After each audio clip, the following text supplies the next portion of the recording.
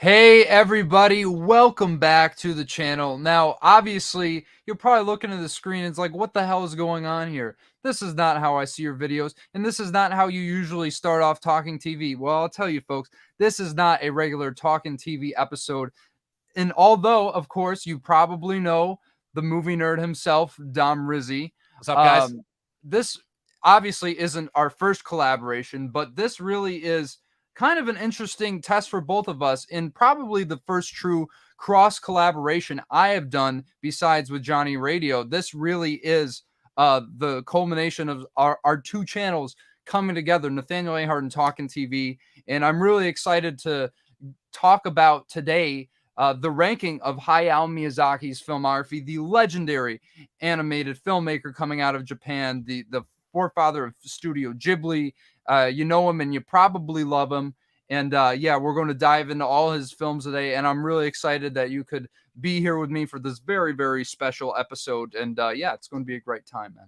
Listen, man, I've been getting into Miyazaki's work at Studio Ghibli over the last couple of years, probably since COVID. And I mean, I can easily say it's the only animation studio to me that rivals Pixar. And so naturally, we've done collaborations on the Talking TV channel before. Me and Chris did a lot of collaborations back in the day during COVID. But as far as this being like the first official, like big collaboration we've probably done in a long time, this is simultaneously streaming on the Talking TV channel and the Nathaniel Ahart YouTube channel right now. This is a big one, to say the least. I'm excited for this one.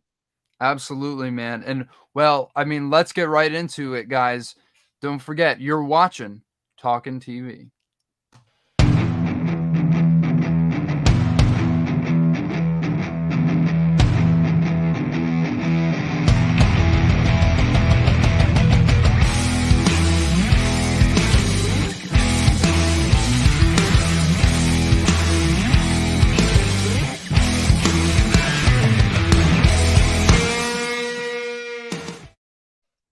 Boom. All right, so we're back, of course, obviously, with this very special episode. And I mean, let's just talk about Hayao Miyazaki and the genius that he is. I mean, this man at 82 years old is still making an incredible quality work. And I think you're with me when I say this, easily the most consistent director of all time. He may not have the peaks of some other filmmakers, in my opinion, but I would say that there's not a single film of his that I would give less than an 8 out of 10 to. I mean, this guy has literally not missed in all the years he's been making movies. And of course, obviously, with The Boy and the Heron premiering at TIFF, which I will thankfully get to see this weekend, I am beyond excited for that. We obviously want to give the respect and care to Miyazaki and show how much we appreciate his work by talking about these films and really a definitive ranking. Well, at least for me, because I have seen all his films.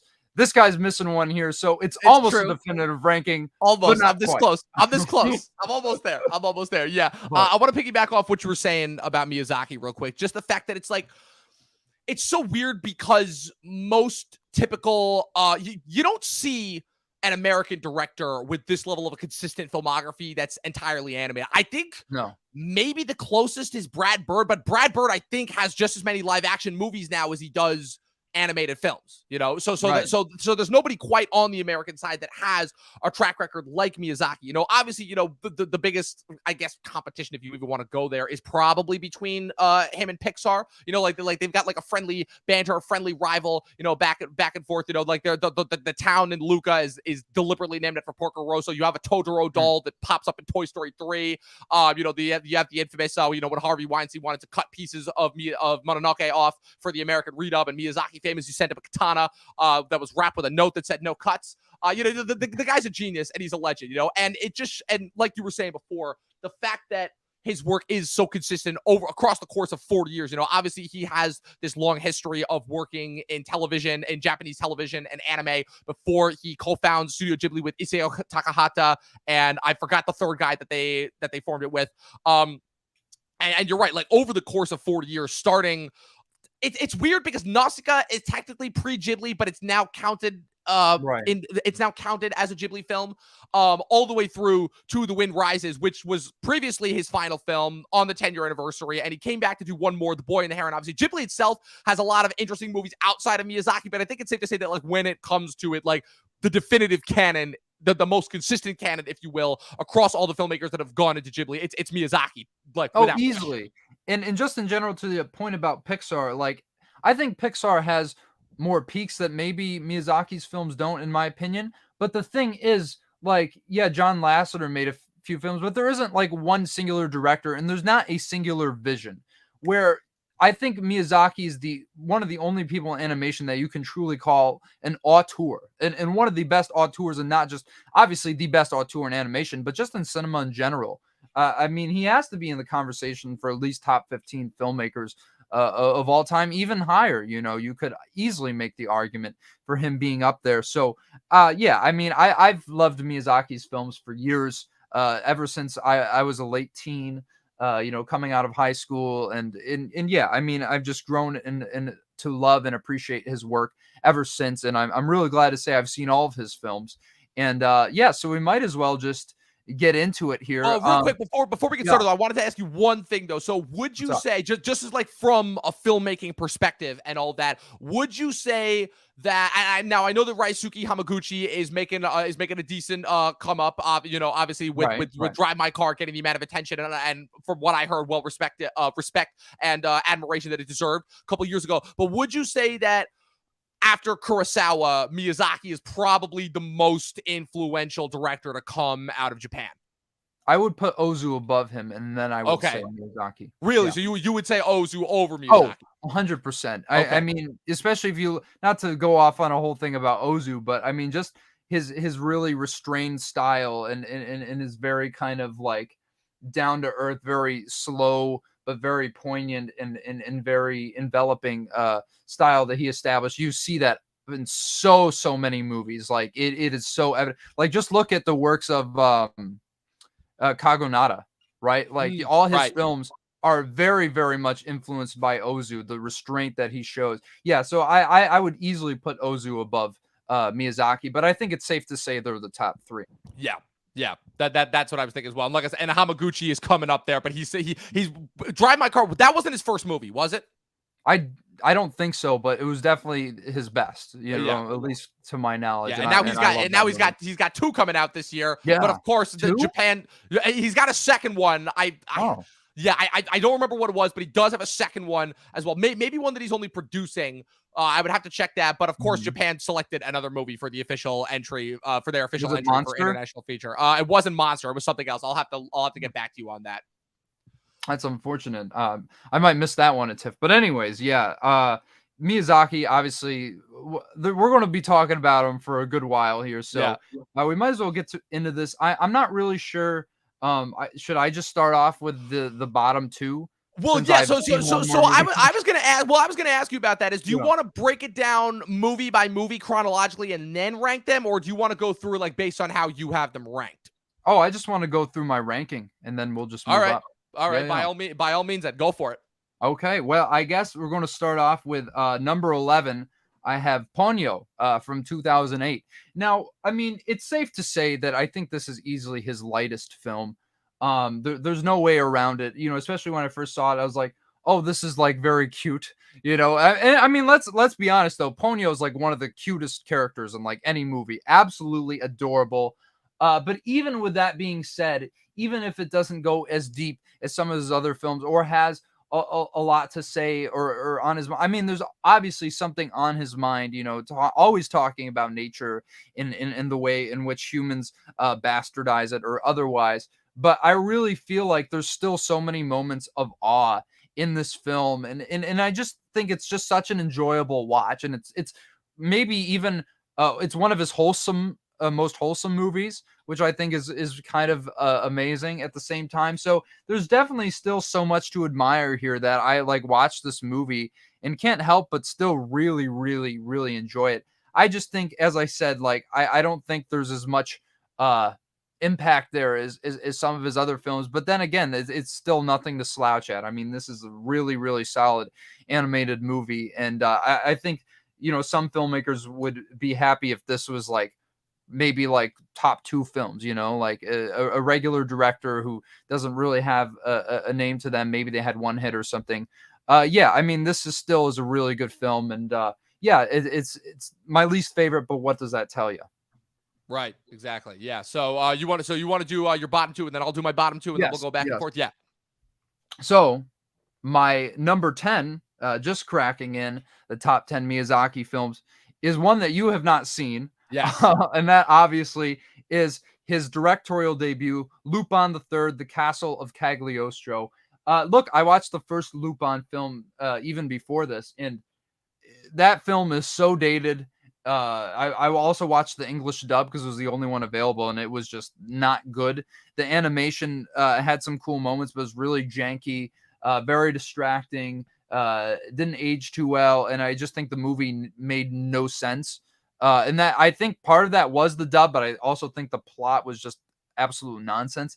But then you bring Miyazaki in to direct his first feature, and it was almost like he was a fully formed filmmaker at this time before Studio Ghibli, all this stuff. He comes in and makes this really, really cool adventure heist film that, you just look at the way he draws landscapes, the way the grass flows, and just so many things, the way he draws his characters, they became so indicative of his style. And the fact that he had that just, straight from the get-go was really, really impressive.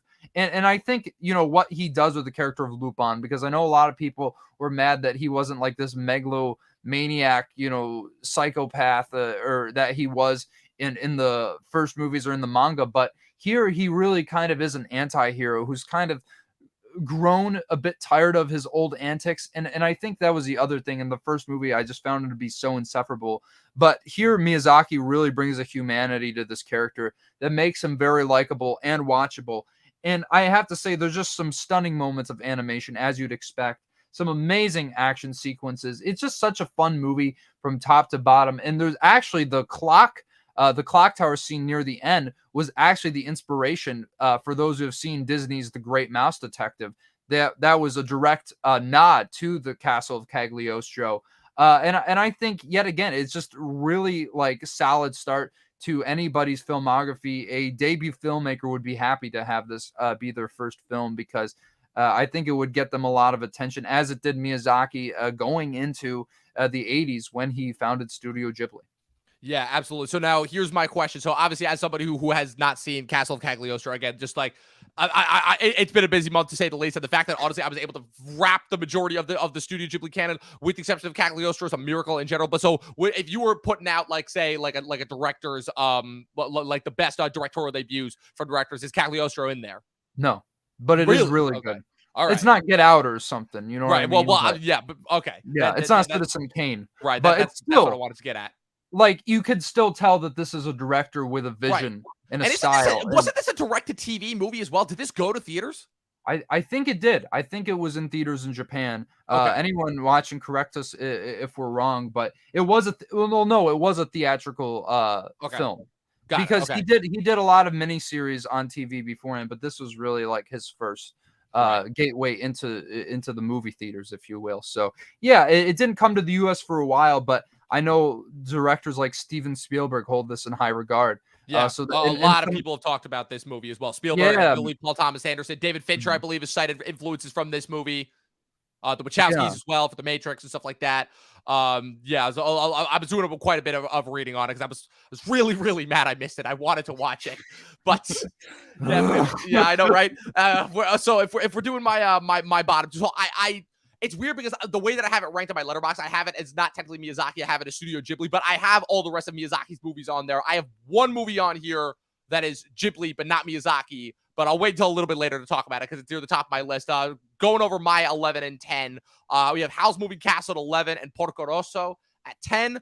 But like you were saying before, pretty much to echo everything that you were saying, with Miyazaki really having never made anything below an 8 out of 10. These to me are his 2 8 out of 10s.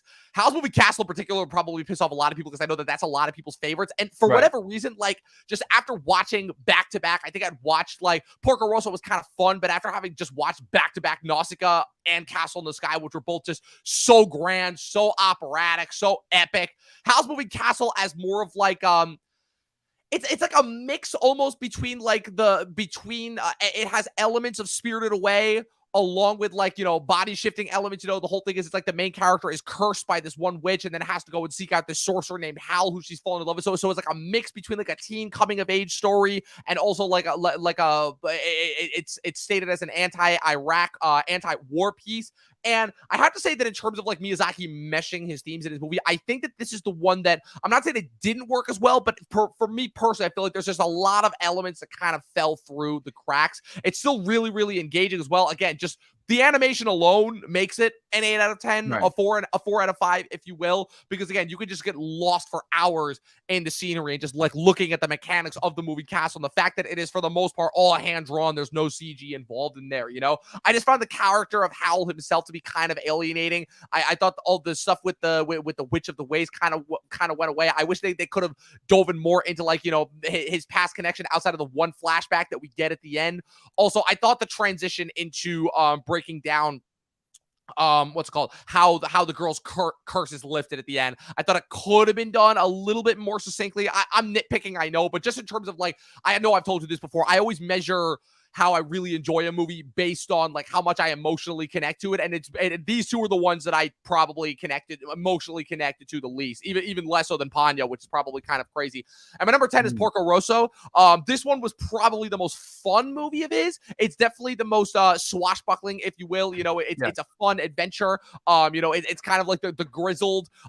It's the grizzled loner stereotype that you've seen a bunch of times before. And it's funny because this is one of the few Miyazaki ones that I actually watched with the American dub, and surprisingly enough, Michael Keaton's just gravelly tone for the character, it works really well, like really, really well. Like it's kind of funny because I watch like as far as like how I alternate between like which ones I watch first with the Japanese dub and which ones that I watch with the American with the original Japanese audio versus which ones I watched with the American dub. And I remember because the first Ghibli movie that I watched was Spirited Away, and I started watching a version with the American dub, and it just was not good, and I immediately shut it off. And I found the version with the Japanese subtitles, with English subtitles, and it was so much better. But Porco Rosso was a lot of fun, but again, it was another thing where it's like it was almost like got a little too silly for me at points. You brought up a lot of interesting points about that movie that I thought definitely helped recontextualize it a little bit, because you're right. I think the biggest problem with me with that movie is it hinged a little bit too much on metaphor without making that front and center. And I felt like it kind of, for me, took away from a lot of the more interesting elements for sure, but it's still a really good time. It's a really fun time. Certain elements of the romance subplots kind of were a little bit problematic, especially since one of the characters is supposed to be 17. I was like, so that was a little weird, but yeah, for the most part, like I said, those are probably, put it this way, out of a canon that is comprised of almost entirely 4.5 and 5 stars, the fact that those two are the only those two and then my number 9 entry are my only 4 stars that I gave out should tell you about how good he is. Oh yeah, 100%, man. And I will say, to that point about the subs and the dubs, please watch the sub for Castle of Cagliostro. I figured that one. You don't want to dub that one. I mean, pre-Studio Ghibli, you're going to get mixed results, so don't even try it. But yeah, man, I definitely, well, you'll see how I feel about these movies as we go along, because obviously we haven't seen them yet on my list, but yeah, I can certainly see where you're coming from with that, man. Well, I guess in that case, I'll move on to my number 9, which is Nausicaa of the Valley of the Wind. This was one I recently just watched. I got to see it in theaters, and yeah, man, it was so beautiful. Yeah, and I started watching it before, but I wasn't in the best mood, so I went to theaters and I watched it. And yet again, I think. Back to Castle of Cagliostro for a sec. In that movie, you could kind of see him talking like about like there. It's very subtle, but he's kind of talking about like the elite who kind of use their influence to really get away with anything. And so he was dealing with political ideals right from the very beginning. But I think this is the first one very, very overt, him talking about nature in this way, and how humans, kind of like use a war for their gain, and don't really think twice about what's going on around them or their environment. And I think you get that tenfold in this movie. And I think it really is such a beautiful movie. I think my thing with it, and one reason why it's low, it took me a while to get into it, especially at the beginning, when Nausicaa's like saying, "Oh, I wonder what this is. I can take this back to the village. We can't breathe in here." And it's just really spoon feeding you exposition. And that really kind of like annoyed me. And it took me a while to get into the movie. But once the whole climax of this film comes together, it is such a compelling and riveting watch that really drives the message home, very, very much so, more than even some of his films that I have higher on this list. I think, and this was also pre-Studio Ghibli, but as opposed to Castle of Cagliostro was, is now included in their canon, kind of how Magical Mystery Tour is a Capitol record, but it superseded into the Beatles canon. A very similar situation in that sense in the film side of things. But I really, it's hard, it's not hard to see why anyone would love this film. Not my favorite, but then again, I was on bordering on loving this movie. It's a damn good animated feature, and really cemented him as a filmmaker at the top of his craft in Japan. Yeah, absolutely. You're going to see Nausicaa a little bit down the way on my list. My number 9, technically, or number 8, depending on how you want to do it, is Ponyo. You already talked about it a lot, so I will make mine relatively short. This was one that I was absolutely expecting to hate, just based on obviously the reputation that it's garnered in comparison to other Studio Ghibli. This is the first. This is the third. This is the third movie of his that came out post Spirited Away, and this is the first movie of his to not be nominated for the animated feature Academy Award. Spirited Away obviously won the second ever animated feature award. Howl's Moving Castle was nominated, lost to Wallace and Gromit: Curse of the Were Rabbit. This was not nominated.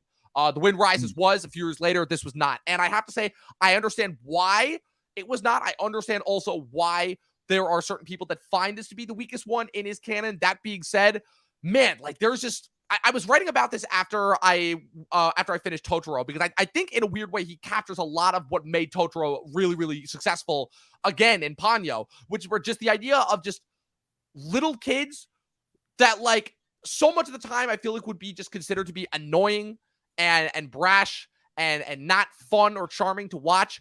And he just is able to capture that in such a raw and genuine way that, like, you feel like you're watching real little kids interacting with each other. He does it beautifully in Totoro, and I think he does it really well in Ponyo. And, like, it's such a fine line to walk, portraying, like, childhood, like, connection and romance, especially now, obviously, when everything is kind of being portrayed as, like, oh, is this potentially pedophilic and weird and cringy and all that? And you can just tell there's none of that to be found here. It's completely innocent. It's just portraying beautiful childhood innocence, an early romance. It's also a tale of two cities, a Romeo and Juliet tale, if you will. Two different, two different people from two different factions. Obviously, one from the land and one obviously, from the sea and all that. And as far as kind of breaking down the, again, how that can like help to break down barriers. I classify Miyazaki's movies into a couple of different camps. You have the more lighthearted, slice of life movies, and you have the ones that are like more epic, more big statements on man versus nature and all that, that you found in a lot of his earlier works. And I think that Ponyo is like kind of like, in a weird way, it's one of those movies that like kind of toes the line between both of them, where you've got the magical elements, but you've also got like the slice of life down to earth moments, and also gets like pretty hectic too. Like the way that he portrays, again, just going back to the animation, I'm going to be talking about the animation a lot, but the way that he portrays the storm, how it's washing up on the island, and how those two little kids are trying to get to, his mom, which is on a nursing home on the other side of the island. Like it was really hectic, to say the least, and like also, again, like was not expecting it to be as short as it was as well, because his movies that are 2 hours long are dense, but like his movies that like are only an hour and a half, they breeze by. So yeah, not better than all the ones that I have ranked above it, but still really, really, really solid movie, Ponyo.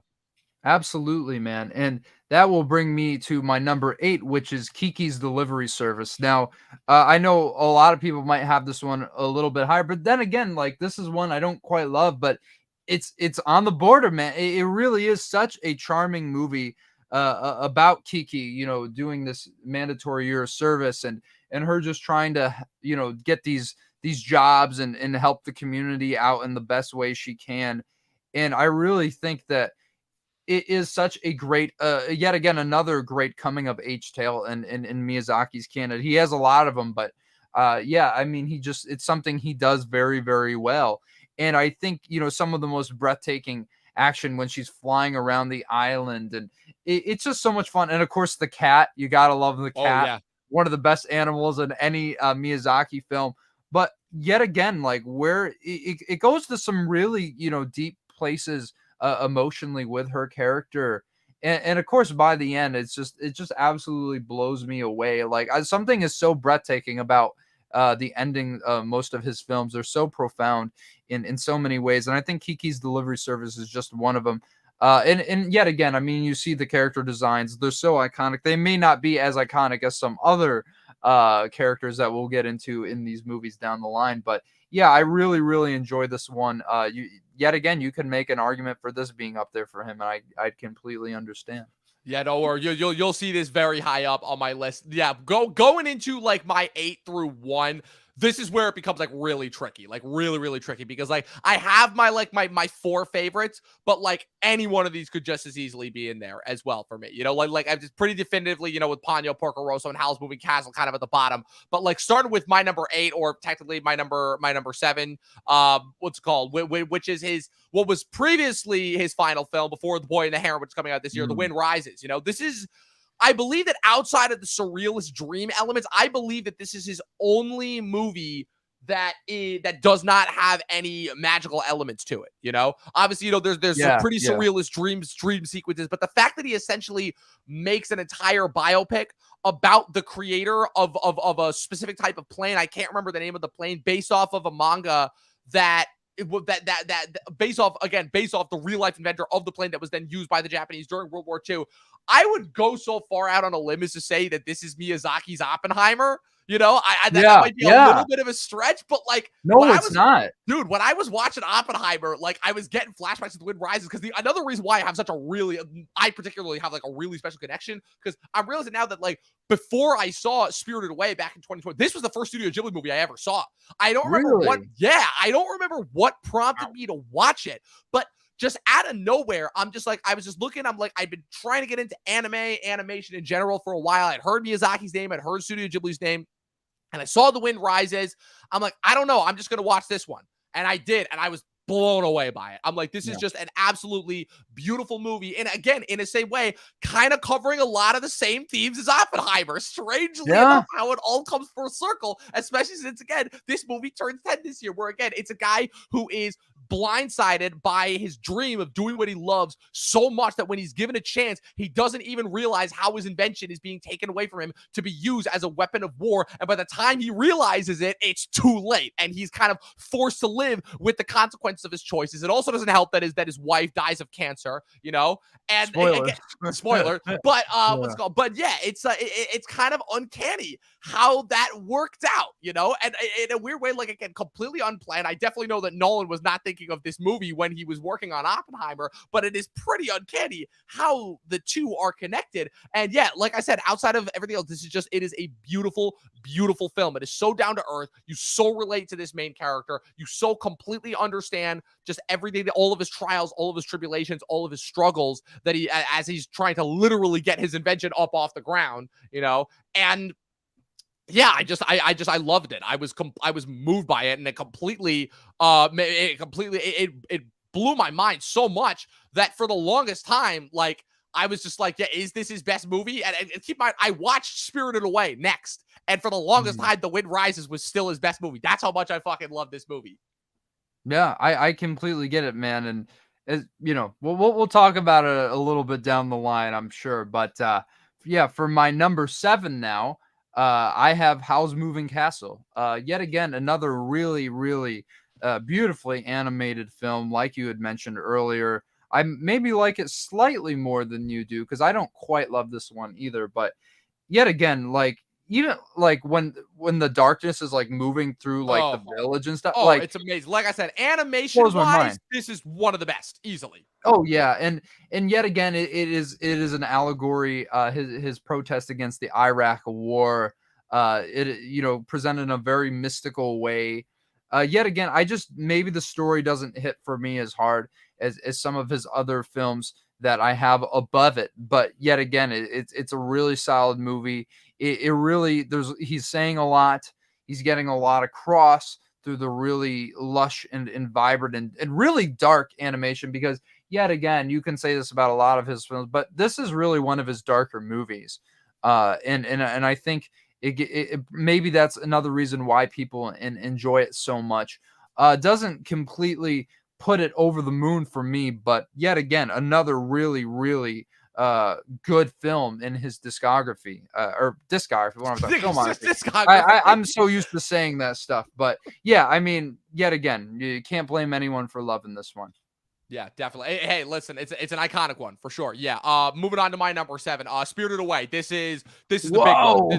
Yeah, I got it ranked low. Low. Yeah, this is it. Yeah, it's the hype for me. It's the hype around it. Don't get me wrong. This is still fantastic. This is still one of the best animated efforts. Again, only the second ever winner for the animated feature for Academy Award. That's the problem, is that, like, to me, all of Miyazaki's best work didn't get the chance to be honored at the Academy Awards because it was before the animated feature was a thing. So there was only ever gonna be so many of his movies that were eligible, which distresses me, because Spirited Away, like you said, obviously that's the one that I feel like makes him finally, like, makes mainstream American audiences aware of him, because he had the deal with Disney. Disney was doing all the American dubs and putting all of his movies out and airing them on the Disney Channel. But like, this to me is what announces Miyazaki to America, and makes him not just a revolutionary in Japan, but here as well. And while I remember when I first watched this, I compared it a lot to what's it called, like an 80s dark fantasy, a never-ending story, a Dark Crystal, a Labyrinth, if you will, about a girl who is forced to enter into an imaginary realm in order to save her loved ones, that goes through a coming-of-age romantic story as it was. All the iconography, all the beautiful animation. I'd seen a lot of these figures, beforehand. The what's it called? The eating spirit. I can't remember the proper name of it. No face. The no face spirit. The witch with the giant face. Haru, the white dragon. All the different spirits and such that come to it. I thought it was really, really well presented, and I liked the how do you call it? I like the mysticism that kind of surrounded it. I thought that those parts of it were really, really well. It's just a matter of all the other movies that I have ranked above it, I just like better. It's just, I liked it. I'm also keep in mind that, like, I think the next one that I put this in perspective, I won't spoil it, but the one that I watched right after Spirited Away is my number 1, and still so far has not been removed from this. So like I said, Spirited Away, really, really enjoyed it. Like I said, it's in the canon. It's still a 5-star, but just compared to some of the other ones that I have above it, it's not even close to me. Well, I cannot go that far, and I won't spoil where it is on my list. But yeah, too, I was going to say, well, now I forgot what I was going to say, but I'll figure it out soon enough. But yeah, I guess that will take me to my number 6 on my list, which is actually Porco Rosso. Yeah, I mean, not his best movie, but I love this one. I really, this was the actual last Miyazaki film I had seen going into this, and I couldn't have been more delighted that this was the one I ended on. And I will say, to kind of talk about the points you made earlier, yes, I think some of that's fair. There are a couple moments that I found a little bit ridiculous and over the top, but I think this really is this might be the first film of his that's placed within a real world context, and in really a socio-political one at that. And I think just the methodology, I think Porco Rosso is one of the best characters that he's ever written. I think one of the most interesting protagonists. Absolutely, man. Like, it's undeniable, like, how well written this character is. And, like, when it comes to, like, the whole thing with the curse, like, I think a lot of people kind of look at it is sort of like a self-inflicted one, because it's very ambiguous how he speaks about it. But Miyazaki really inserts a lot of his socialist ideals into this film through the guise of Porco Rosso. I mean, there's that amazing the reason I love this film too, and why it's a bit above, like, just the light hearted fare, of some of the other works I had lower down, like Ponyo. I think it's, there's that scene in the theater where his friend from the Italian Air Force is like talking to him. It's like, why don't you, join us, talking about the fascist side. And he says, I'd rather be a pig than a fascist. And I think that like that moment and so many others tells you everything. Like even though it is quite literal in the movie, it is how people see him. And I could see, maybe having a problem with that. But to me, it didn't really bother me too much. I think with the romantic subplot, yeah, there's things that are a little bit weird. I try to like put it in context with the time of the story. Not that that's an excuse or anything, but I think too, like, there's some moments with part of the a love, well, I don't know if you want to call it a love triangle, I guess so, but there's some really riveting moments in here that I think rival some of the best character moments in any Miyazaki film, especially when he's like the scene where he's talking about going up into the sky in that plane. Yeah. And seeing all the, man, like, that sequence, that hit home for me. That was, I'm like, whoa, like, was not expecting that to happen. And I think the scenes like that really put this above some of his other movies. And I just think it's so much fun. As you said, it's his most swashbuckling. I think the characters are so vibrant and so memorable and so much fun. You expect it to go one way, but it goes in a completely lighthearted direction that I wasn't expecting, while still having like this weight to it, kind of underneath the surface, setting it in post World War I Italy. And well, yeah, and France, obviously, because he's, the whole thing with him being exiled. Yeah, I think it's a brilliant film from a political standpoint. And yet again, I think Porco Rosso is one of his best characters. So I think for the reasons I said, that's maybe not why I love it as much as the ones I have in the top 5. But man, gotta love this movie. It's an absolute classic in his filmography there. Yeah, absolutely. Yeah, I think that with the exception, obviously, of the one that I have that's not directed by him, I think we have 3 right now in common. Well, we'll go over that 5. one briefly. We'll go over that. Yeah, well, so I'm there. Well, so yeah, so my next one, my number 6, technically 5 in the Miyazaki ranking, is one that I literally just finished today, and that's My Neighbor Totoro. This one, oh man, this one was awesome. This one was great. It's just like I said, it's got everything that's just right. It's got the slice of life element, it's got the coming of age elements, but it's also got like the childhood innocence, that childhood naivete element to it. And again, just like I love just like the forest of magical creatures like that. I don't know if that's just like me. I don't remember like how many animated movies I watched with talking animals growing up, but like there was a reason why Totoro has literally become the logo of Studio Ghibli, as you see up there. Like, oh man, this movie just has such a charm to it, the fact that I see you pointed at that out in the background as well. Yeah, it just has such a charm to it, and not even just from the kids' perspective, but like they're with their single dad who is pretty much taking care of them. Their mom's in the hospital who's sick, so. I thought that I'll admit there were a lot of points where I was kind of expecting this to take a dark turn that I'm very thankful that it did not. But as far as like the whole idea of Totoro kind of acting as like this metaphorical caretaker for them and kind of in place of their mom as they're like learning to adjust to their new surroundings and all that. And the fact that there's never like any like manufactured conflict where the kids, they're not angsty. They're not, they're typical little kids. They're excited by literally everything, and they've got that, they've got that youthful energy, if you will, that just propels them into these situations. That I love too, how like when the youngest one is trying to lead the older sister and the dad back to the tree in order to find where she found Totoro, and the dad like doesn't like immediately back talk her and is like, oh, you're being silly, all that, and try to undermine her. Instead, he's like, oh, it's just the guardian of the forest must have just revealed himself to you. You're pretty lucky. That doesn't happen to everybody. I thought that was just such a great way to explain it and all that, and just how it kind of ended up, where they weren't the magical creatures, led by Totoro, are not the end all be all solutions to everything, but it's not quite like as surrealist as one would think as well, where it's like, oh, they have to enter this realm in order to enter into this other world. No, it kind of just borders on them. They kind of, they're kind of literally like out of sight, out of mind. They're kind of protected by the mist. I thought that the cat bus in general, I thought was a pretty nice touch as well, and maybe want to explore that world a little bit more. I have all the rest above it because those movies kind of just all hit me harder. But this one, for a movie that I just watched today, like this one was really special.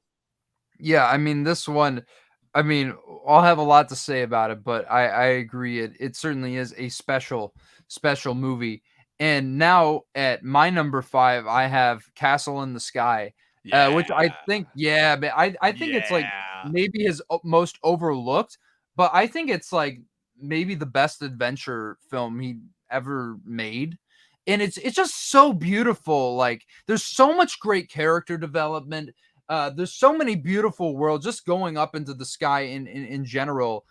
There's so much to appreciate about this film. It really is like kind of his take almost on an Indiana Jones adventure, you could say. And I just absolutely love it. And yet again, you have some of the messages there that you would expect.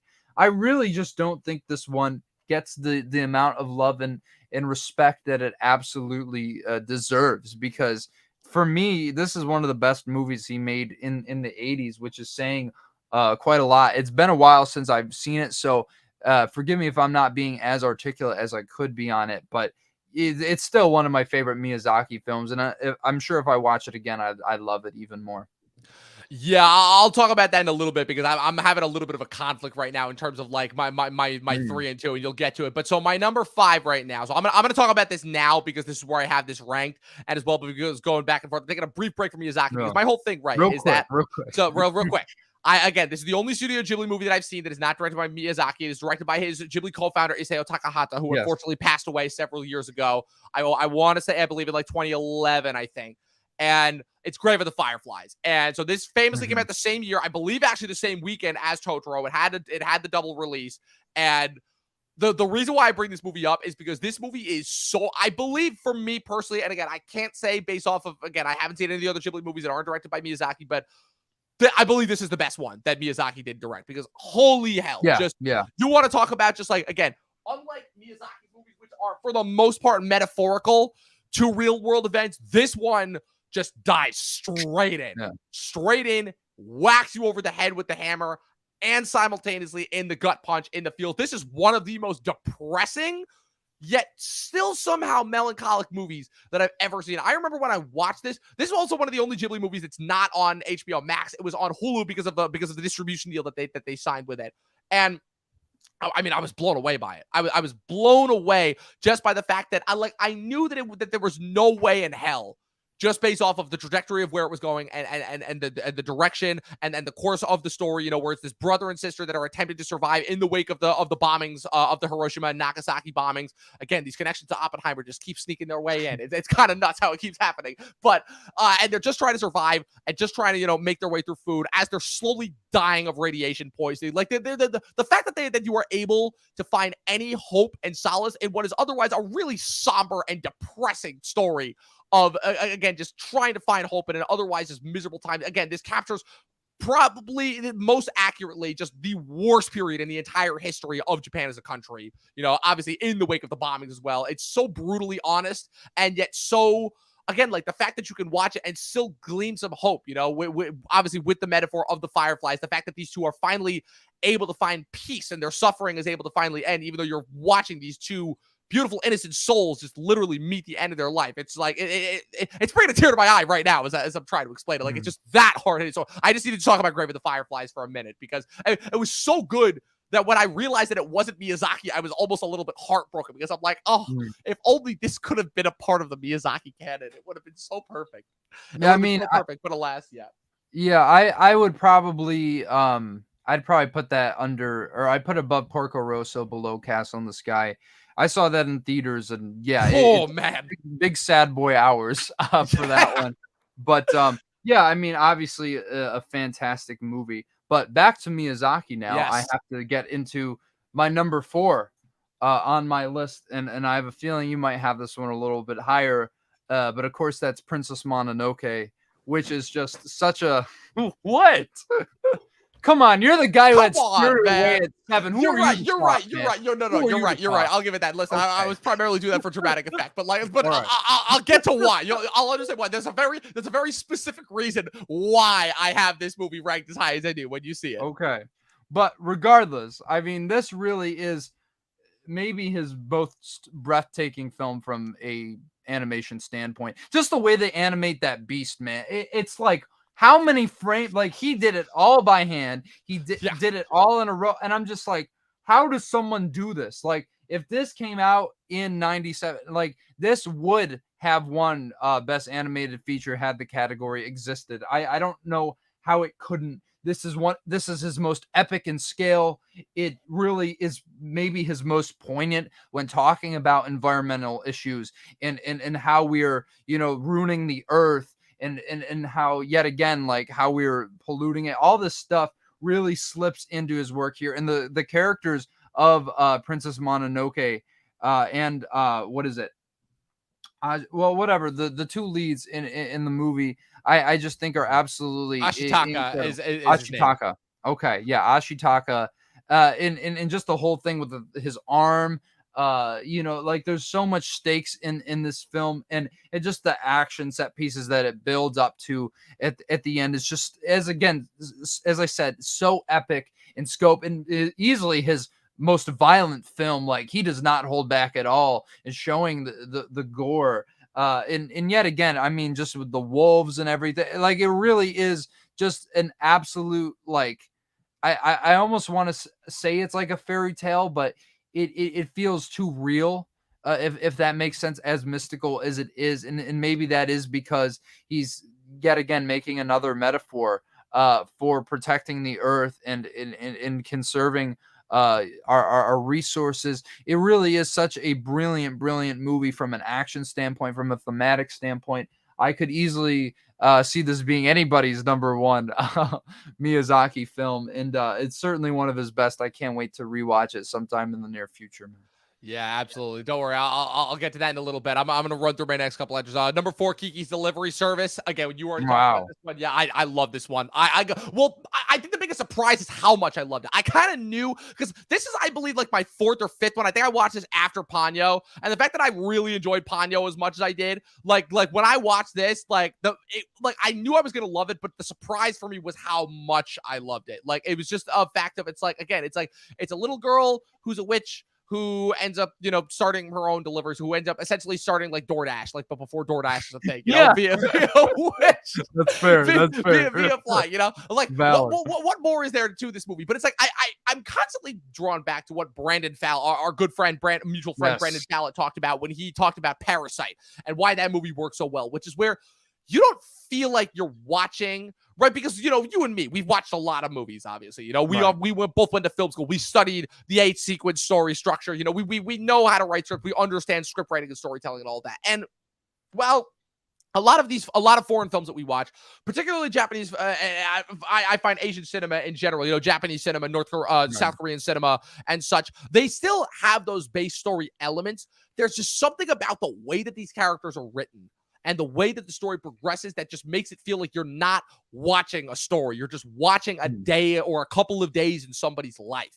And I think he nails it probably the best with this movie, where, again, it's just a daily slice of life that also happens to double as a coming-of-age story. The back and forth with the cat is freaking hilarious, and like probably a better talking animal sidekick than most of every Disney talking animal sidekick ever, And also the element that really stood out to me is the idea of, kind of the metaphor of, say, losing the magic as you get older, and obviously how she kind of has to things that come so naturally to her as a younger child, and now that she's hitting that period in adolescence where she's starting to get a little older, it's not coming as easily to her, and she has to kind of use it in order. She has to almost relearn something that she has found so natural to her for her entire life, and how she has to utilize that in order to pull off this massive daring rescue, something that, again, just seems to be something simple, with oh, it's a blimp taking off, and then oh no, how wrong that goes, and again, it's so simple,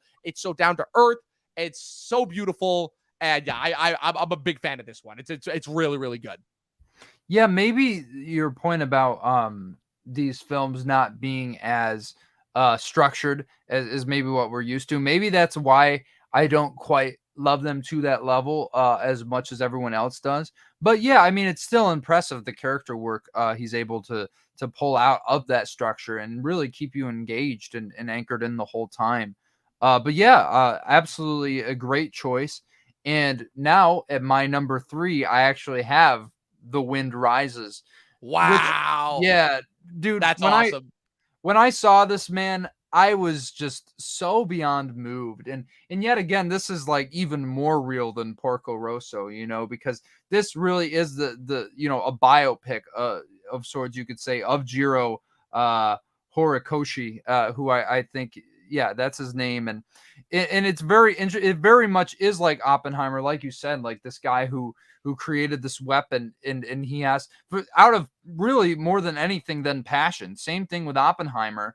And really it has to deal with the consequences of making something so destructive. I just think those types of stories are so interesting. The people who are in it for the right reason, and then often, they get maligned by the powers that be, and their creations are used in the way in which they didn't expect. I love that aspect to it, but the romance in here, oh my goodness, it really is maybe the most moving stuff I've ever seen in any Miyazaki film. Like, this really is maybe the one or two Miyazaki films that, like, by the end of this movie, I was crying.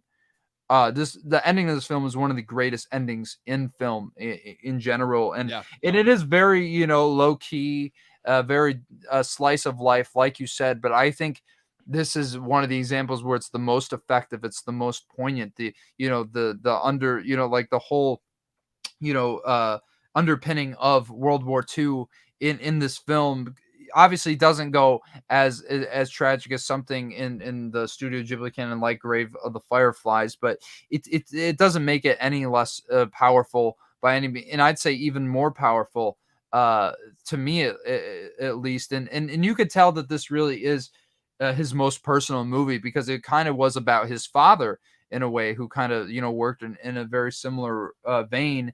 And if he ended his career on this film, it would have been an amazing career capper. But the fact that he chose to keep going, is really astounding. I mean, 10 years later, and he's going to come out with another film. Well, it has come out with another film. Might I correct myself? But yeah, this really is maybe his most moving film in his entire filmography, but maybe not the one that I'm going to sit down and watch the most, perhaps. But yeah, easily deserving of a spot at number 3, if you ask me. Yeah, for sure. Moving on to my number 3. The 3 and 2 for me is probably the toughest one that I go back and forth, because I watched these two movies both back to back, and the one I was so blown away by, and I'm like, they can't possibly top this. And then I watched the next one, and all I'll say is that if I was ever to suggest a double feature for me out of Miyazaki's canon, it's these two, and I think that watching them like right in the middle is like just the right way to go. And like I said, it could so easily be the other one, but as of right now, my number 3 is Castle in the Sky, because I went in again not knowing anything about it, like both of these movies. I just went in not knowing anything about them, and again, just am completely blown away, because this one and then my number 2 and 1, frankly, are probably, those are his 3 most epic movies that he's ever done. And my God, I don't think there's anybody who does epic animation, truly epic in animation form, like him, because just I have to refer to my review, because just the sheer amount of genres alone that he is able to throw in there. I had it written down. I caught, it's an adventure movie, it's the hero's journey, it's the princess trying to protect nature, it's coming of age, it's a love story, it's a pirate adventure. It's got elements of Indiana Jones, with them trying to seek out this like kind of mystical hidden flying fortress that not anyone maybe knows exists. Obviously, again, there's elements of elements of fascism, elements of people who are trying to exploit things for the weapons of mass destruction, mystical weapons for the wrong reasons and such, and the forces of good trying to make sure that it keeps out of their hands. I also think that this is probably the best use of the pirates, because the pirates start out ironically as the bad guys, and then they ended up being on her team and end up saving her near the end. Just the self-discovery angle. It's probably, if I had to say which of his movies was probably the most traditional, I'd say that it was this one. But again, it's what I constantly talk about. It's not how you use the story trope. Sorry, it's not the fact that the story tropes are there. It's how they're utilized, and man, they are utilized to a T here. Oh man, like I'm just so many different sequences that I could think about from this movie, with the awakening of the giant robot, to the to the escape at the end, to it floating up into the sky, and like the way that the story builds and builds, with obviously her floating and everything. And yeah, it's just it truly is a magical. I remember I think I texted you like right after I was done, and I was like, holy shit, was not expecting that to be as good as it was. That's a great word for it. It truly is a very, very magical adventure. Yeah. Couldn't agree with Yet again, I need to give that one a rewatch because that could definitely go up for me as well. But yeah, to your point about 2 and 3 being some of the hardest to rank, my 1 and 2 is kind of how I feel, because I kind of went back and forth on these for a while, and I think I've come to, because my number 2 was actually originally my number 1, but then I watched it again about a year ago or so, and it soured a little bit for me. And I'll get into the reason why. I mean, it's a very small quibble, you could say, but to me, my number 2 is My Neighbor Totoro. The first, and these are really, as I said, like these are like 5-star, 9.5 out of 10 films. I absolutely adore these films, and I absolutely adore this one, because when I first saw this, like I watched it with my mom, and like just watching these children play with Totoro. Like I was literally like looking at the screen. I'm like, look, he's jumping. And I'm like, what am I, like 4 years old? Like I really don't think that there's ever been a film where I've almost reverted to a childlike innocence watching it. And then it comes along My Neighbor Totoro, which yet again, I think my biggest issue with this film, like there are stakes in it, but I feel like it really does, kind of lack any sort of like structure or anything like that. But yet again, I think this is his best day in the life, like watching these children play out in the wilderness, and then the underlying theme of like their mother, maybe on the verge of death, we don't know, and them having to reckon with something so tough for kids to really take in at that period in their life, and it's just so subtle, like it's there, but it's so affecting into what it builds to in the final climax of this movie. But just Totoro is one of the greatest, like he's not even really like developed that much as a character, but he's still one of the greatest characters in, everything he represents. The fun loving, nature of whimsical childhood wonder, and just seeing all these things happen on screen. And, it makes you question, is this all like in their head? Is this all happening in real time? And I think by the end, it maybe insinuated that he is the spirit of the force, and he is helping him when the cat bus and everything, which is one of the coolest. That was awesome. That was just awesome. The way how can you not love the cat bus, man? Like the way that it's like, who conceives of that? Like who comes Miyazaki. up with that? A giant cat that also just happens to be like with what, 8 legs that just happens to be a bus for its body, like. Dude, it's just so incredible. But just watching these children reckon with this, and at the same time, just have all this whimsical fun. Like I said, it really is. I've never felt any sense of childlike wonder like I did watching this movie, and yet it's one of his most profound and one of his most emotional. The 2 girls that they're focusing on is crazy, and just the respect. Like, obviously we've been talking about how he talks about nature in all of his movies, but just the respect he has for the culture and in nature in this film. Like you were saying, the point of his father, like the scene where they go to the shrine is beautiful, or like the tree, I mean, and it just really cues you into the mindset of these people living in this small village. It could take place at any time. It's just one of those films that's just so timeless from top to bottom. And yeah, as I said, like there isn't really like any sort of narrative. I guess there's no sort of like narrative opposition in the film. It just kind of moves along, and maybe that's my biggest issue with it. But yet again, it's so minuscule for me, to say that I don't absolutely love this film. It's one of, I mean, Totoro is just one of the most iconic characters in animation in general. I mean, he's literally the Ghibli mascot. Logo. So yeah, exactly, mascot. So yeah, moving on, my number 2. I'm gonna zip through this because my number 2 and 1 kind of do tie in together, because I feel that my number 2 is like a perfect precursor for my number 1. My number 2 is Gospel of the Valley of the Wind, and again, just like talk about, again, this is technically not the first Ghibli movie. It technically came out pre-Ghibli, like they were forming Ghibli like right around this time. I think the reason why it's now considered part of the Ghibli canon is because it got the redub by Disney when it was released in 2005 with the American dub. And now put this in perspective. So I've watched about half of these movies with the American dub. This is one of them.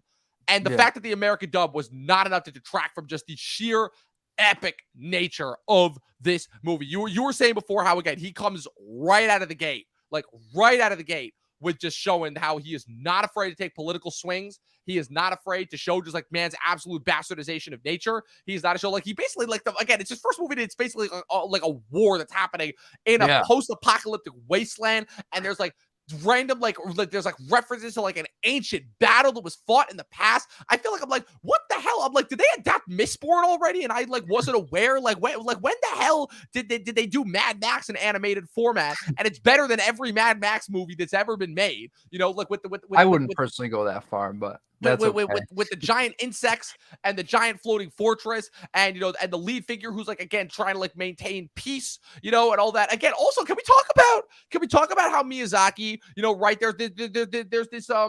there's this issue, I would say, in the culture right now of American studios trying to mass produce feminine protagonists and not quite understanding what it is that makes a good three-dimensional feminine protagonist. And I have to say, for me personally, that like I believe that Miyazaki is one of the few directors that I believe he has more female protagonists than he does male in most of his movies. Right. Like Nausicaa. Yeah, let's run it down. Nausicaa, female. Castle in the Sky, female. Totoro, female. Kiki'S, female. Porco Rosso, that's the first one that's died. Mononoke, it's technically a co-lead situation. Spirited Away, female. Howl's female, because I would say Howl's a supporting character in that movie. Ponyo, again, kind of a co-lead situation. So so out of what, 11, 10 movies, that's what, 3 male leads at most, something like that. It's primarily female leads, so that should tell you something. And then, like I said, the fact that I understand what you were saying about this being a little bit heavy-handed. For me, that didn't quite strike as much. I think if anything, it's a little long. It's probably the only movie where I really felt the 2-hour time length. But unlike Castle in the Sky, which I kind of like really like, I just like was just wanted to get more and more enmeshed in it as time went on. With this one, it's like there were a couple sequences where I'm like, okay, but again, just like fleshing out all of the cultures, having this just like massively rich and well-developed world in it, And again, acting as a precursor for my number one, which kind of took everything that Nausicaa already did amazingly and just amped it up to 11. Like, yeah, this had to be number 2 for me. Sure. And to your point, like I do want to mention the side characters in Nausicaa because they're so great. Like the 3 old guys who are like joking around all the time. And of course, I mean, you got to talk about was it Mito? Is he the guy with the dude, what a badass character. Which, by the way, in the American dub, Patrick Stewart in the American dub. And absolutely, man. And it's really well incredible.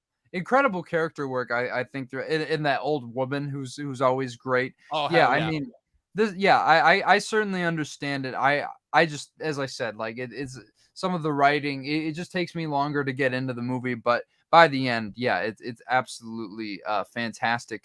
Well, I guess if you guys haven't figured it out by now, my number 1 is Spirited Away. This one, it took a little bit to grow on me to get to this point. But I've seen the English dub doesn't bother me. But I saw this in theaters, Japanese sub, a couple years ago, and that was when I was like, yep, this is Studio Ghibli's best movie. There's a reason why it won the Academy Award for Best Animated Feature. There's a reason it made the Nathaniel Ahart and Company's top 100 greatest film series, the only Studio Ghibli film, might I add, on that list. And it's just an absolute amazing film from top to bottom, even though, yet again, like my only thing with it is like I still have to settle into the structure a bit more. I'm sure this is a film that will grow. My love for it will grow over time, but it's just one of his most beautiful, just starting off on that country landscape. It's just absolutely incredible. I remember, because I think it's actually, they showed these on Cartoon Network, believe it or not, even though Disney was doing the dub stream. Because I remember when I was a kid, I turned this on, and I was a little wuss when it came to a lot of stuff. Like I didn't watch Star Wars till I was like 8 or 9 years old because I was scared of C-3PO of all things. Anyway, or I thought I would be.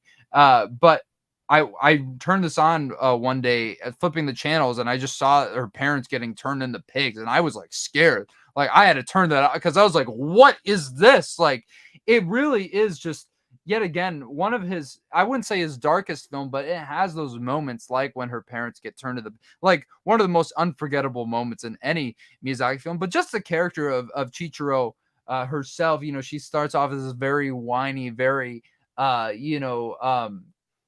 dependent child on her parents, and just this journey of I wouldn't quite say well, I guess it is self-discovery because she's going to forget who she is, and she has to save her parents at the same time. There's so much stakes in here. This is literally the best world building I've seen in any movie since the original Star Wars from 1977. It's like, my goodness, the world Miyazaki builds in Yubaba's castle. Yet again, some of the most iconic characters like that I can actually name, like Yubaba, Sen, her little, her giant baby child, who I forgot his name, No Face. There's so many characters. Of course, what's the guy, Kamaji, the spider guy, who's like working. And dude, the soot monsters. I mean, I could go on and on about the amazing characters in this film, and I love how it's told in like this kind of like vignette style, but yet the story moves along so seamlessly. Has some of the most moments of ethereal beauty, especially that scene where her and Sen are falling out of the sky. I think is like maybe the greatest moment in any Miyazaki film, and I think yet again, I think it's one of Joe. I'm sorry if I'm going to butcher his name here, but Joe Hisaishi, I butchered his name, but obviously a longtime collaborator with Miyazaki on his films. I think this and Castle in the Sky are probably his best scores, if I had to say. But there's everything, like this really is the hero's journey, kind of epitomized in a sort of Japanese lens, told in a very, very unique and unconventional way. But yet again, like you see the transformation of Chichiro throughout the entirety of this film, and it's so awe-inspiring. It's so subtly told, but it's so effective. It's just so magical. Everything you love about movies can be found in this film, and I think that's why it is Miyazaki's best. And I'm not just saying it's because it's his most acclaimed. I think there's a reason why it is his most acclaimed film, and certainly my favorite that I've grown to love over time. Yeah, definitely. Like I said, it's the hype for me, and it was the fact that it was only the second one that I watched, and compared to The Wind Rises, like it's not that it wasn't worthy of all the accolades. It's just it didn't speak as personally to me as I was hoping. Sure. Unlike, it's like a personal thing, right? Unlike my number one. And right. I want to add some prerequisites to this. So, as you know, there were a lot of the awesome things that came out in 1997. Wow. A lot of incredible things. Of them is. Listen. we had Good Will Hunting. We had Boogie Nights. We had Jackie Brown. We had Titanic. We had Face Off, which I will still dictate might be the greatest that Nicolas Cage has ever been in anything.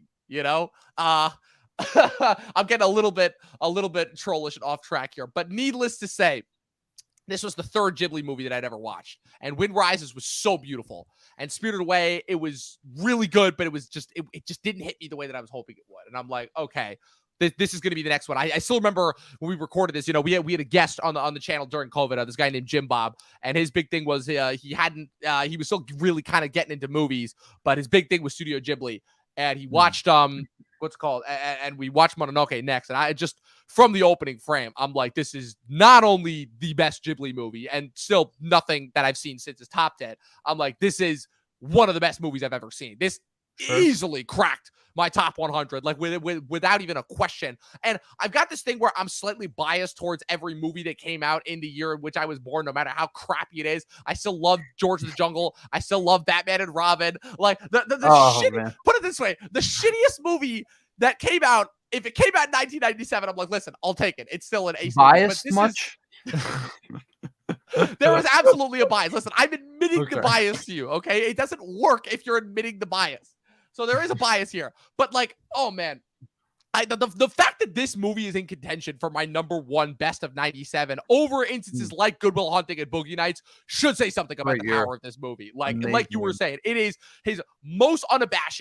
It takes everything that Nausicaa set up and just runs with it fully, you know, where it's like it's this character that gets cursed by the spirit that is a result of like this that is the result of like the spirits of the forest that are trying to fight back against the incoming industrialization. But then you get to know the industrialists, and they're not like the typical one-note character villain that you would expect.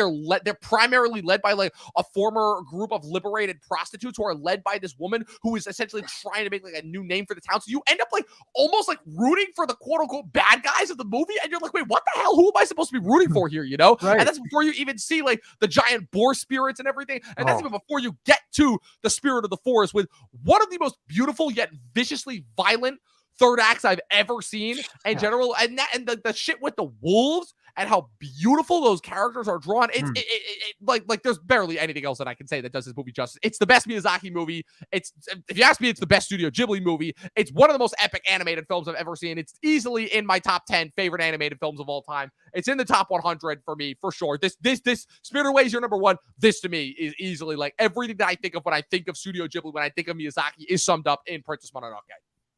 Wow, I mean, yeah, if that doesn't want me wanting to rewatch it, I mean, I don't know what will. I'm telling you, get man. me to rewatch it. I'm telling you, like still to this day, I will never not be surprised with him just having that dinner with the leader of the village and her just being like this regular person. Like I've seen that scene, that type of a scene where like the villain is trying to like warm themselves up to the hero so many different times in live action, but this is the first time where I actually bought into it, and I'm like, oh my god, I kind of see where they're coming from. You know, I kind of sort of understand why I'm like that. I'm not justifying it. I understand that they're still the bad guys because they're still the one that's destroying the forest, but like she's kind of got a point with what she's saying, you know? Yeah, and that's what's so great about Miyazaki is the nuance he creates. There's no easy answer to some of these movies like Mononoke. And I think yet again that's one of the things that makes him such a brilliant filmmaker. Yet besides the fact that he's just an incredible artist, you know, quite literally. And yeah, I mean, there's never going to be like anyone like him ever again. And I am beyond excited, as I'm sure you are, to see The Boy and the Heron, because I have a prediction this is going to be one of the best movies of the year. I have a prediction it's going to be one of his best movies, and it won't be much longer, hopefully, until you guys are able to hear my thoughts on it, at least. And yeah, I mean, what else can we say about Hayao Miyazaki? Well, there was one thing that I did want to pose to you before we get out of here. Now, this is, I'll admit, I get it. This is your show. You know, this is your shebang and all that, and as I talked about it. But as we've done, I technically have this labeled on the Talking TV channel as a Hall of Fame episode. And what Dustin and I have done on previous Hall of Fame episodes is we take our individual lists and we combine them into one overall ranking. So may I pose to you potentially the idea of doing in our first official collaboration between Talking TV and Nathaniel Ahart, if we do a combined collaboration and come up with a 10. I say that what we do is we both have 11, right? What's it called? So we rule out and we just do the 10, right? We rule out Cagliostro since you only have that. I haven't seen it. We rule out Fireflies. We count that because it's a part of Miyazaki, and we don't count because it's because it's be a part of Miyazaki. But we only have 10. But we can only do 10. That's the thing. I see. Yes, now you see. So, so with that being said, will you join me in doing the combined list? Okay. All right. I will do it. I will do it. Let's do it. All right. So, number one, and like I said, because we don't have a whole lot of entries like really in common, so this is going to be interesting. So, number one, I'll tell you this. Or do you want to start at 10? No, we got to start at 1. We got to start because I already know as we count down, as we count our way down, it's going to be easier once we get to 10. We got to get the hard stuff out of the way first. So, how about this? I'll give you Spirited Away at 1. I'm very diplomatic. I'll give you Spirited Away at 1 if you give me Mononoke at 2. Oh yeah, that's easy. All right. Yeah.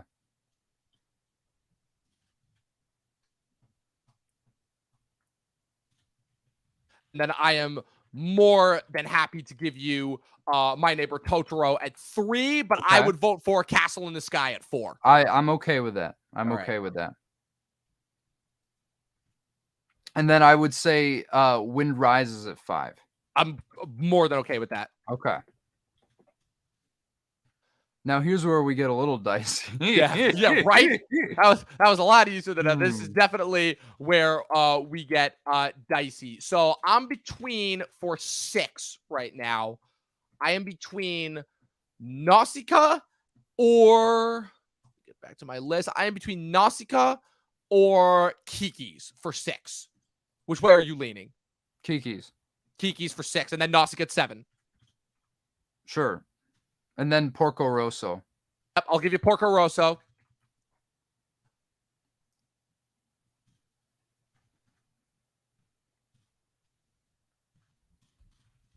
Valley of the Wind. And Porco Rosso at 8. And that leaves 2. Well, 2 spots, 3 movies. So we have Lupin the Third, we've got Howl's Moving Castle, and we have Ponyo. So just because we have the 2 already in common, obviously, so it's just a matter of which one is at 9, which one is at 10. Howl's or Ponyo. I want to go House. Yeah, it's got for 10 or for 9. For 9. Actually. For 9.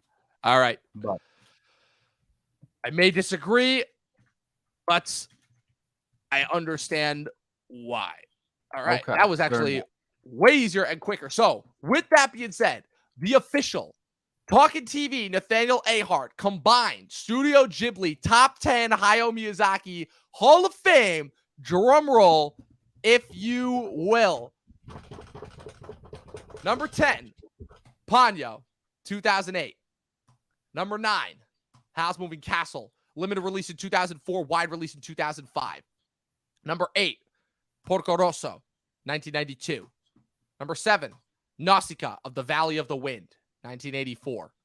Number 6, Kiki's Delivery Service, 1989. Number 5, The Wind Rises, 2013. Number 4, Castle in the Sky, 1986. Number 3, My Neighbor Totoro, 1988. Number 2, even though will always be number 1 in my heart, Princess Mononoke, 1997. And number 1, unabashedly, the most iconic, the biggest, the best movie, objectively, that Miyazaki and Studio Ghibli have ever put out, Spirited Away, limited release in 2001, wide release in 2002. And with that being said, like you said, what more can we say? Bring us home, man. Yes, sir. Yeah. Well, that's an awesome ranking. Man, I cannot wait to do this again with you. So before we get into what we're doing next, of course, if you aren't subscribed to me, you got to subscribe to Nathaniel Ahart. But if you're joining this type of, podcast style video for the first time, you got to subscribe to Talking TV. Got a lot of great content, a lot of great weekly live streams over there and more. Obviously, you can plug yourself if you want, but this is kind of on your channel. So I don't know how you want to do it. Well, pretty much the way that, you already hit the YouTube, so that already takes one thing out of me. Yeah, just follow me at Movie Nerd Reviews across all platforms and at Official Talking TV Podcast across all platforms as well. Which are linked in the description. Yes, yep. Exactly. And you will also see that this episode is available on Spotify and Apple Podcasts as well, on the Talking TV feed as well. And it's also simultaneously live streaming on Twitch. So if you're not following me there, go ahead and follow me over there. Back to you, Nathaniel. Absolutely. And I think, I'm very excited to announce that sooner than later, very, very soon, in fact, we are going to be doing a Scorsese retrospective in preparation for Killers of the Flower Moon, which is going to be more on Dom's channel, but obviously we will be streaming that on here as well, and we'll dive into the history of one of the most acclaimed filmmakers of all time's career and talk about our top 10 favorite films from the maestro himself. So yeah, guys, that's it for today. So until the next video, we will see you later. Absolutely. And as always, people, remember, 12 seasons in a short film and watch more fucking movies. We'll see you guys next time.